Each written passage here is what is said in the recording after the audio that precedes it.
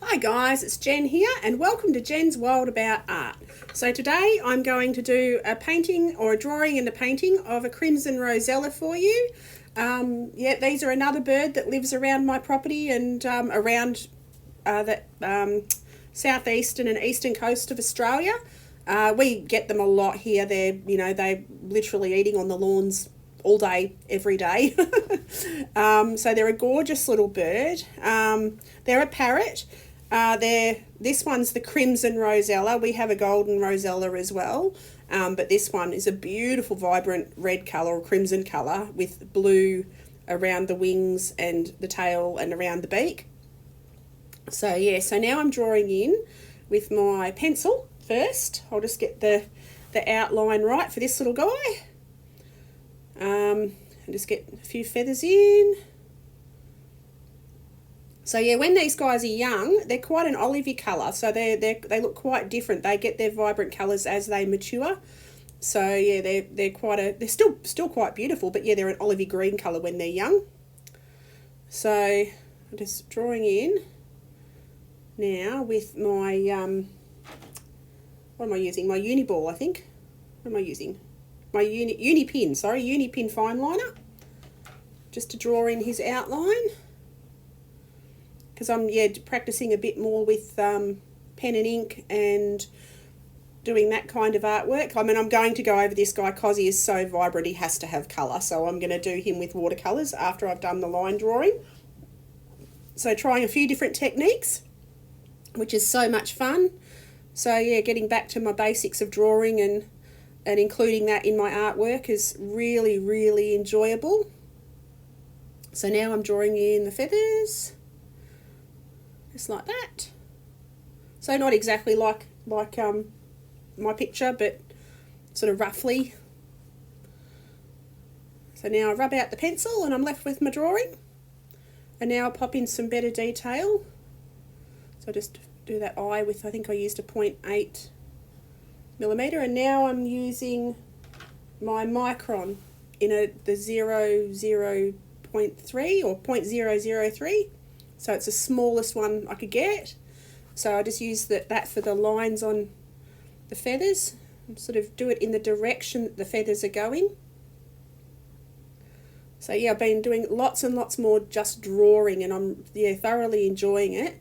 And it's awesome practice, like especially with the birds, because birds I find really hard to draw. So it's been awesome practice, just drawing and drawing and drawing these guys. I've been doing lots of birds. This morning I did a cassowary. I did it in pen and ink, or just in pure ink with a dip pen. And yesterday I did a little blue wren. We've got gorgeous little blue wrens, and I did the red-browed finch yesterday, which is actually a YouTube video. I made that for YouTube.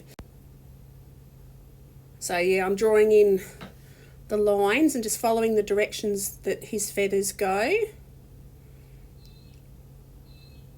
So he's got some large feathers there. So I'll pop just lines in the direction. So those ones point towards the back. So these guys, they're about 15 centimetres long from the top of their head to the tip of their tail. So they're only little. They're quite elegant little birds. So now I'm just darkening up and sort of roughening up the feathers, the edge of the feathers, giving them a feathery look, feathering them, literally feathering the feathers. So so they're not just straight lines. There we go, that's looking a bit better. Just adjust that top one because they sort of sit flat, their tails, so they've got two or three feathers on their tails above each one, above the other. So just draw the feather lines in there and then do the underneath ones and feather the edge of the feather. And then now I'm going in and just darkening up the deepest shadow areas. I'll be going over all of this with watercolour, as I said before, and because these are waterproof, these microns, which is pretty cool. So so I'll continue around, just soften up the feathers and deepen up the darker bits.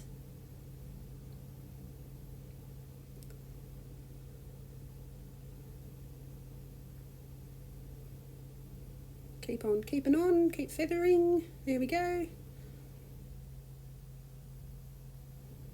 Soften those bottom ones.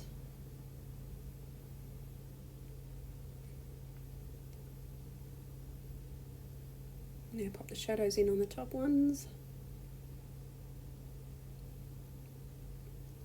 Darken those right up down there because those ones are quite blue. Put the shadow on the tail. There's a few random little darky bits around there, feathery up around the cheeks.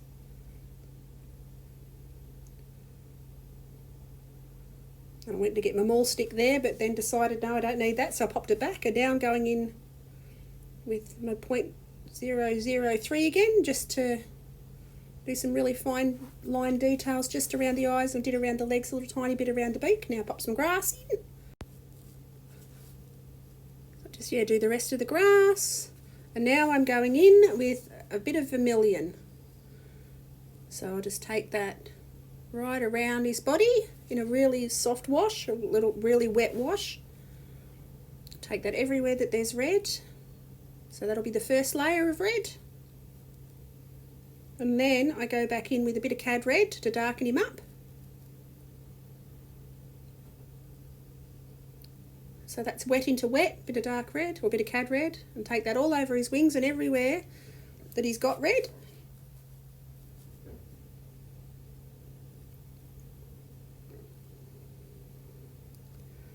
And then I go back in, it's probably still a little bit too wet, but some parts of him have dried off a bit more. So now I'm going in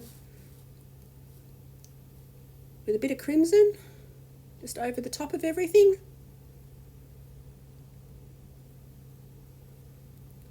Take that into his shadow areas. So I'm using my Schminky watercolours today. I've got a palette full of half pans, so I've got quite a range of colours. I usually try to work to a limited palette, but I'm just having a bit of fun with all my colours today. So yeah, so again, go back in this time with a bit of ruby red over the top of everything, just to get a bit of texture.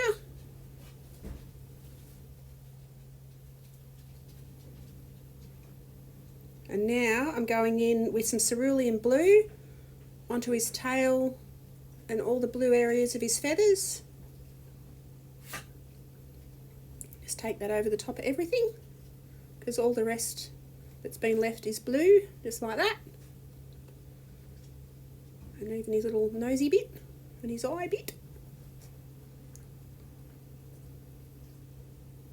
So now I'm going in with some cobalt blue just over the top to darken up his blue.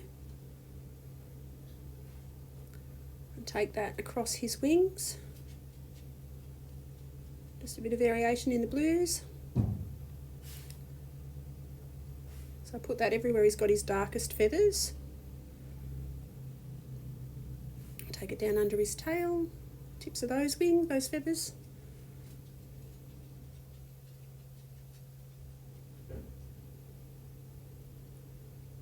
Now again with the ruby red, just define just the shadowy areas around his eyes, a bit more, and around his chest.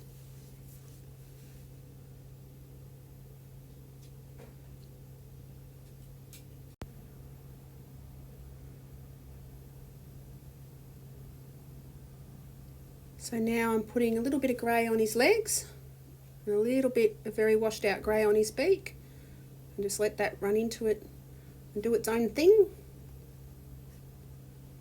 I reckon that's just about enough for the bird. So now I'm popping a bit of sap green mixed with yellow ochre to make a deeper green, and then going over the top of that with a bit of diluted olive green just to mix up the grassy colours, and we're done. So I hope you've enjoyed this video. I'm really enjoying practicing my birds with you guys.